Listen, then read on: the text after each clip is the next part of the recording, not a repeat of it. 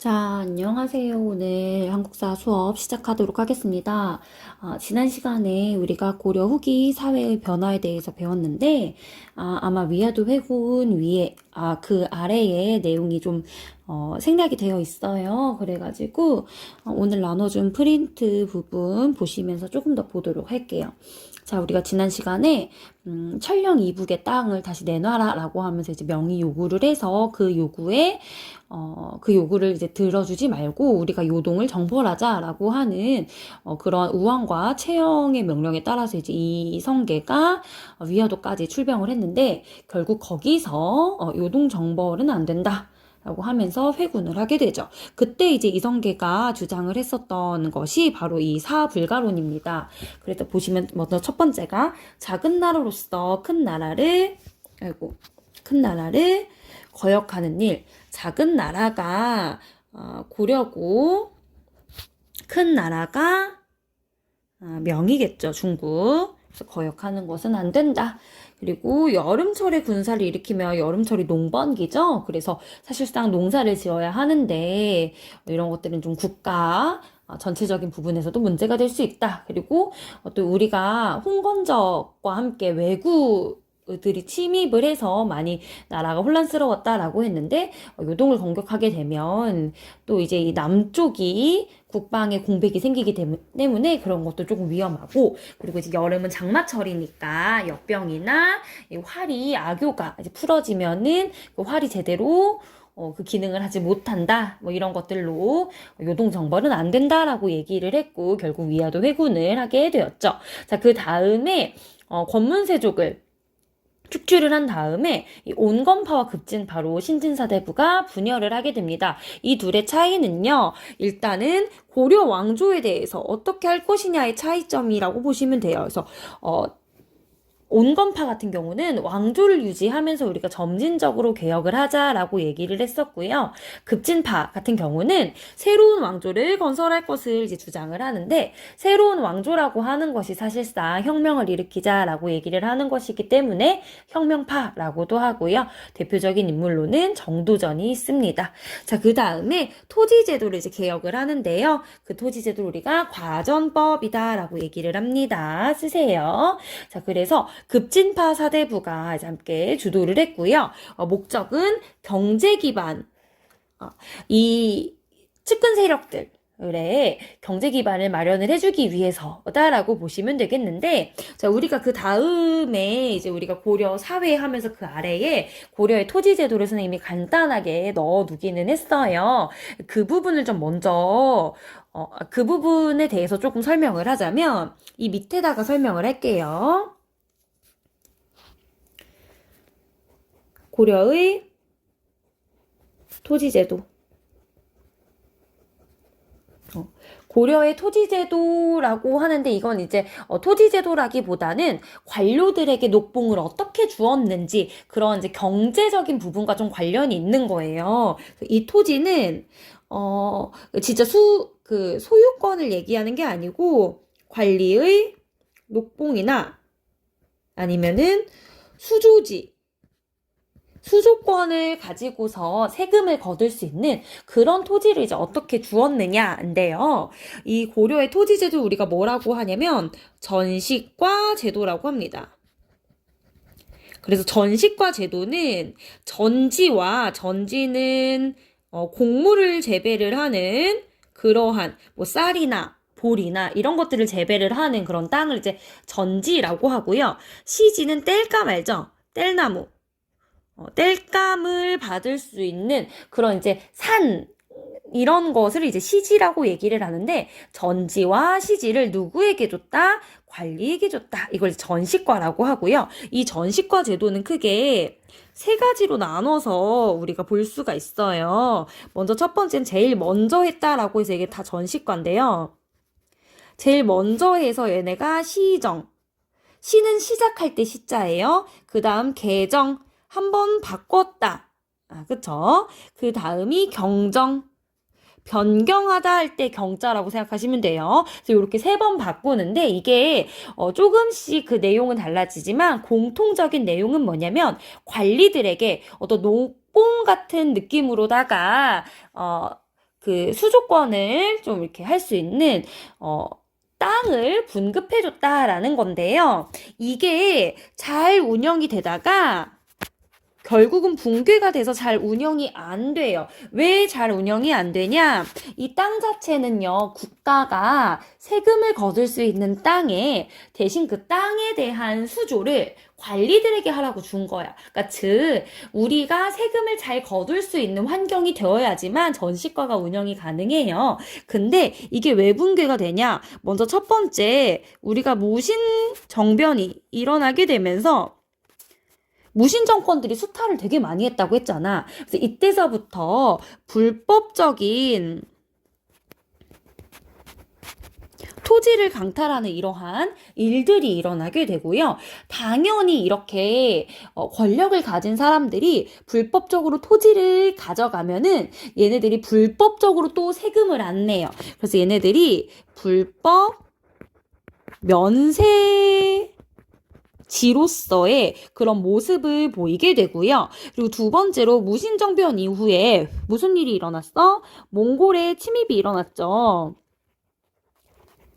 그 다음에 원 간섭기가 되면서 원 간섭기가 되면서 권문세족들이 엄청나게 성장을 하거든요.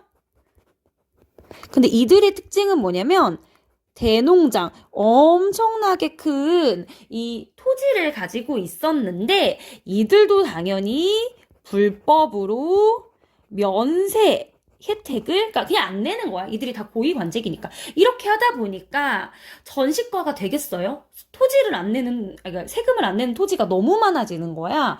그러니까 전시과를요 관리에게 주지를 못해요. 그러니까 어떻게 되냐? 세 번째,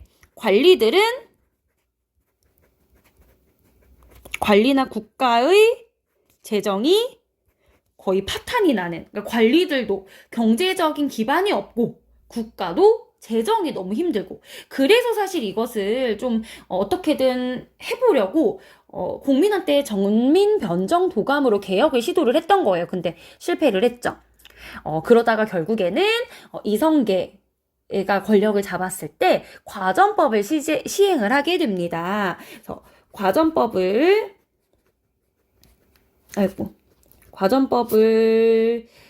시행을 하게 되는데 이 과전법은요 다시 수조지를 관리에게 나눠주는 거야. 그래서 신진 관료들의 녹봉을 좀 어느 정도 챙겨주는 거지. 근데 이 신진 관료가 누구야? 이성계를 뒷받침해주는 신진사대부예요. 그래서 자기네들 측근들의 경제 기반을 마련을 해주면서, 그리고 이 과정에서 이제 수조지를 분급을 해야 되니까 어떻게 하냐면 모든 것들을 다시 새롭게 국가를 이렇게 하겠다라고 하면서 그 전에 있었던 탈세지를요 모두 다 혁파를 하고 완전히 개혁을 해서 다시 국가의 수조지로 개편을 합니다. 이 과정에서 이제 권문세족들의 경제 기반은 또 약해지게 되겠죠. 이해 가시죠? 이 정도로 알아두시면 되겠고요. 혹시라도 더 전시과나 과전법에 대해서 궁금한 거 있으면 수업 시간에 질문하시면 선생님이 가서 알려주도록 하겠습니다. 이렇게 보시면 되겠고요. 다시 위로 올라갈게요. 자, 그 다음에 이제 조선을 건국을 하고 이성계가 이제 국왕으로 추대가 되면서 고려는 멸망하고 새로운 국가가 등장하게 됐다. 보시면 되겠습니다. 자, 그럼 권문세족과 신진사대부를 비교를 하자면 권문세족은 보수적이고요. 신진사대부는 개혁적이라서 그 이전에 지배층이었던 권문세족 그리고 불교의 폐단을 비판하게 됩니다. 그리고 권문세족 같은 경우는 친원이라고 하다면 신진사대부는 이제 원보다는 새롭게 등장하는 명족에 조금 더 가까웠다. 그리고 권문세족은 대지주 우리 아까 얘기했었죠? 근데 신진사대부는 지방의 중소지주 출신이거나 경제적인 기반이 사실 권문세족보다는 조금 미미해요. 그래서 이들의 경제적인 기반을 마련해주고자 과전법을 개혁했다라고 보시면 되겠고요. 아까 전제를 개혁해서 과전법을 실시했다라고 보시면 되겠고요. 관직 진출도요. 권문세족은 음서라면 신진사대부는 과거, 그리고 신진사대부는 이때 이제 성리학을 적극적으로 들여와서 수용을 하고 이것을 그들의 사상적인 기반으로 활용을 했다라고 보시면 되겠습니다. 자, 그럼 넘어가서요. 고려의 사회 모습 보도록 하겠습니다. 이걸 확대를 할게요. 자, 잘 보이시죠? 조금 더 확대를 하겠습니다. 자, 그래서 고려의 사회 모습은 어떠한 특징을 지녔을까? 이 부분을 볼 건데요. 자, 여기서는 먼저 교과서는 페이지 48페이지부터 49페이지고요. 그 다음에 여기서 우리가 좀 눈여겨봐야 할 거는 신라와 비교를 해주세요. 그래서 신라의 신분제에 비해서 고려는 얼마나 더 좀 발전했는지, 그 다음에 두 번째로는요, 고려의 여성의 지위가 어땠는지를 좀 보시고, 그리고 오늘날의 여성의 과 비교를 했을 때 어떠한지 이런 것들을 좀 생각해 보시면 좋겠습니다. 자, 그럼 밑으로 내려갈게요. 자, 먼저 법제적으로 봤을 때 고려는 양천제입니다. 즉 양인과 천인으로 구분을 할 수가 있습니다. 그래서 보시면 여기서부터 여기까지가 다 양인이고요. 그리고 보통 노비들을 천인이라고 얘기를 합니다. 그래서 양인 같은 경우는 보통은 이제 자유민이고, 그리고 과거 응시도 거의 대부분, 물론 안 되는 그러한 사람들도 있지만 거의 대부분 가능하고, 또한 국가에 대한 의무인 납세, 군역의 의무를 지는 그런 사람들이었다. 그래서 양인 같은 경우는 자유민, 그리고 납세와 군역의 의무가 있었고 관직으로 진출이 가능했고, 천인 같은 경우는 대부분 노비로 자유가 없는 그러한 사람들이었어요. 근데 이 양인을 또 둘로 구분을 하자면 정호와 백정으로 구분을 하는데요. 이 둘의 차이는요, 바로 이거예요. 직역이 있느냐 없느냐. 이 직역이라고 하는 게 바로 무엇이냐면 공공 업무를 뜻하는데요. 즉 나랏일이야, 나랏일. 그래서 나랏일을 하는 사람은 정호라고 하고요. 나랏일이 없으니까 정이 없는 거잖아. 그래서 정이 없다라고 해서 백정이라고 불렀습니다. 그래서 백정은 그냥 일반 평민, 농민들을 얘기를 하는 거고요. 그리고 이 정호는 보통 관료나 군인이나 향리 같은 사람들을 얘기를 합니다. 자, 그럼 이것을 조금 더 세분화해서 보도록 할게요. 자, 먼저 이러한 신분제도, 고려의 신분제도의 최상위에 있었던 세력은 문벌이에요. 문벌. 문벌은 우리가 배웠죠? 지배층이고요. 고위관직에 진출하는 그런 가문들을 얘기를 하고요. 그리고 이 문벌들은 보통 다른 문벌이나 왕실과 결혼을 하면서 권력을 독점하는 모습들을 보였다. 대표적으로 우리 이자겸 배웠었죠. 그리고 전식과 녹봉, 그리고 이거 말고도 음서의 혜택, 공음전의 혜택 이런 것들 누리면서 화려하게 생활을 했다. 네, 보시면 되겠고요. 그래서 여기 보면은 음서, 공음전 이런 것들 거의 혜택을 누렸다 이렇게 보시면 되겠습니다. 그 다음이 이제 중류층인데요. 보시면 요 위를 좀 보면 여기 문벌이라고 나와 있는데 사실상 가장 최상위가 문벌이고요. 그 다음에 이제 문무, 양반. 근데 여기가 제일 위. 상단이라고 보시면 되겠고요. 이제 우리가 볼 것이 이제 중류층이에요. 중류층 같은 경우는 지배층보다는 조금 하위고요. 그리고 대부분 국가의 일을 담당을 하는 그러한 사람들입니다. 그래서 보시면 향리, 서리 이 둘은요, 둘 다 행정실무를 담당을 하는데 향리는 지방, 그리고 서리는 중앙관청의 학급 실무를 담당을 한다라고 얘기를 하시면 됐고요. 그다음에 남반은 궁중 업무, 그래서 뭐 왕명을 전달을 한다든지 시종이라든지 이런 사람들이 보통 남반이라고 하고요. 그 다음에 군인 이런 사람들이 이제 중류층이라고 한다. 그리고 이들은 거의 대부분 직역을 세습해요. 그러니까 향리면 아들도 향리가 되는 거야. 그리고 전식과도 받고요. 향리 같은 경우는 이제 속현이나 특수행정구역을 실질적으로 운영을 하는 지방의 토착 세력들이 많았다 보시면 되겠고, 또한 이런 향리들이 보통 직역을 세습을 하지만 아들이 좀 뛰어나, 그래서 공부를 잘해서 과거에 합격했어. 그러면은 과거 통해서 중앙으로 진출 가능하고요. 그리고 나서 이 이후에도 계속 고위관직을 역임을 하면 문벌로도 성장하는 게 가능한, 그래서 완전히 막혀있는 그런 사회는 아니었다라고 보시면 되겠고요. 그 다음 이제 우리 중류층까지가 정호고요. 이제 우리가 볼 게 백정이에요. 백정은 이러한 의무를 지고 있었고요. 네, 과거 응시 가능했으나 실질적으로 과거를 보는 것은 조금 어려웠다. 자, 그리고 특수행정구 주민 우리 배워서 알고 있죠?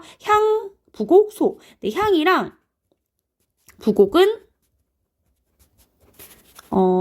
부곡은 농업에 종사를 하는 그러한 사람들을 얘기를 하고요. 소는 수공업이나 뭐 광산 뭐 이런 곳에서 일을 하는 사람들을 얘기를 했는데 이들은 조금 차별이 있었다. 그래서 뭐 과거 응시도 못하게 하고 세금도 더 많이 이렇게 부담을 하고 이런 것들 보시면 되겠고요. 밑으로 내려가서 천인 보도록 하겠습니다. 대다수는 노비인데요.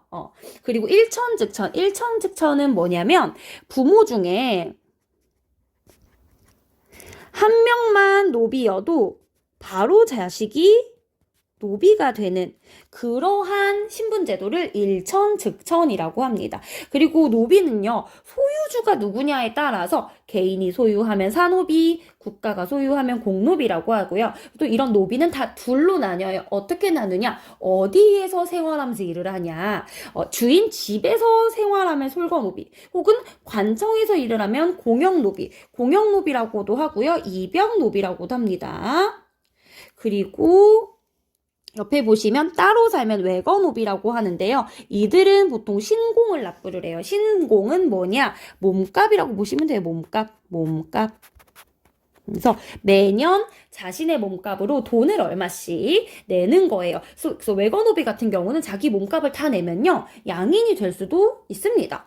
그래서 신분 상승이 사실상 가능했다. 엄격하긴 했지만 제한적으로는 상승이 가능했다. 그래서 뭐 향리가 과거를 통해서 하급 군인이 전쟁에서 공을 세워서 혹은 백정도 잡과나 군인이 되면 정호가 되고요. 외거노비도 재산을 모으면 양인이 될 수 있다라는 거. 그래서 신분 변동이 흔하지는 않았으나 가능은 했다. 기억하시면 되겠고요. 여성의 지위 보도록 하겠습니다. 자, 일단은 거의 일부 일처제였고요. 그리고 여성도 비교적 평등했다. 이것을 알려주는 것들을 보면 호적에 기재할 때 남자 먼저 여자 나중이 아니라 태어난 순서대로, 나이 순서대로 했고요. 상속할 때도 장자 상속이 아니라 균분. 이거는 동일하게 여자든 남자든 동일하게 하면서 또 윤회봉사 돌아가면서 제사도 지냈고요. 그리고 호주는요, 보통 이제 집안의 주인을 얘기를 하는데 여성도 호주가 가능했고 이혼 재혼 자유로웠고 재혼 자녀도 차별 없이 다 과거 응시 가능했고요. 그리고 외손자들이 대를 잇기도 했고 음서 같은 경우도 뭐 외손자뿐만 아니라 사위도 가능했고요. 외손자에게도 혜택이 주어질 정도로 혈연 인식이 남자 위주가 아니었다라는 거 기억하시면 되겠습니다. 자, 그 다음에 고려의 토지제도 선생님이 얘기했었죠. 시정전식과 개정전식과 경정전식과 있었다. 전식과라고 하는 거는 관리, 국가의 일을 하는 사람에게 수조권을 주는 거예요. 선생님 전지시지 설명했었고요. 그래서 원칙적으로는 관리에게 주는 거기 때문에 죽거나 현직이 아니면 반납해야 되지만 공음전 같은 경우는 세습이 가능했다라는 것과 함께 시정, 개정, 경정으로 계속 바뀌었으면 이게 차이점이 있는 거잖아요. 그래서 어떤 게 차이점이 있냐? 먼저 경종 때는요, 관품과 함께 인품을 같이 고려를 했는데 인품이라고 하는 거는 주관적인 요소가 있었다, 이렇게 보시면 될 것 같아요. 그래서 이때 사회가 혼란스럽고 또 이 경종이 광종의 아들이에요. 광종 때 막 숙청 많고 이러면서 막 어지럽고, 그쵸? 그래서 좀 어느 정도의 이러한 전국의 불안, 그리고 세력의 통합, 이런 것들을 좀 반영을 하려고 인품을 넣었다라고 보시면 되겠고요. 개정에서는 좀 어느 정도 안정이 되니까 인품 뺐어. 그래서 아예 주관적인 거 없이 객관적으로만 18개로 18과로 나눠서 관직을 중심으로 전지와 시지를 이렇게 분급을 했다라고 보시면 되겠고요. 또 이때까지는요, 둘 다 전현직을 모두 줬어요. 근데 경정전식과부터는 이때부터 슬슬 이제 토지가 부족해져. 그래서 전직은 안 주고요, 현직 관리만 중심으로 주게 된다. 그리고 이 이후에 우리 얘기했죠? 이후는 점점점 전시과가 쇠퇴하면서 이런저런 문제들, 특히 이제 무신정권 이후에 불법 토지 많아지고 권문세족의 농장 설치로 이것이 거의 다 붕괴가 된다라고 배웠습니다. 그래서 오늘 수업은 여기까지 하도록 하겠고요. 자, 수업 시간에 또 활동하도록 하겠습니다. 안녕.